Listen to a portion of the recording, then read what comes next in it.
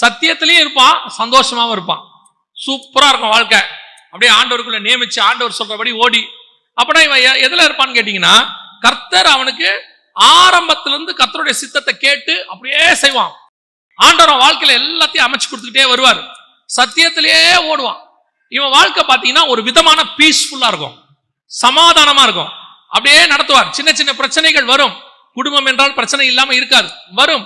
ஆனா கர்த்தர் அதை மாற்றி அந்த குடும்பத்தையே சத்தியத்துக்குள்ள வச்சிருப்பார். அப்படியே பீஸ்ஃபுல்லா போயிட்டே இருக்கும். இன்னொன்னு இருக்கு, ரெண்டாவது கேட்டகரி. இதுதான் பெரும்பான்மை. சர்ச்சில் நிறைய பிரச்சனை, நிறைய போராட்டம்.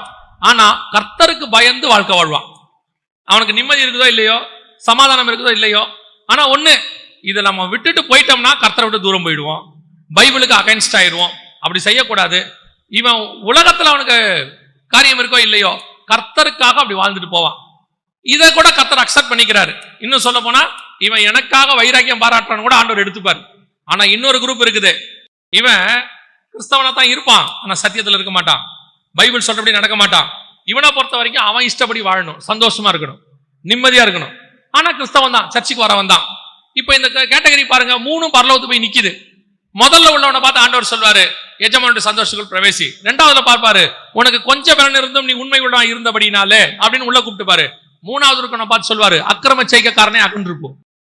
உனக்கு சத்தியம் தெரியும், இப்படி பண்ணாதான் போகணும்னு தெரியும், ஆனால் சத்தியத்தை விட்டு விலகி நிக்கிற கூட்டம்.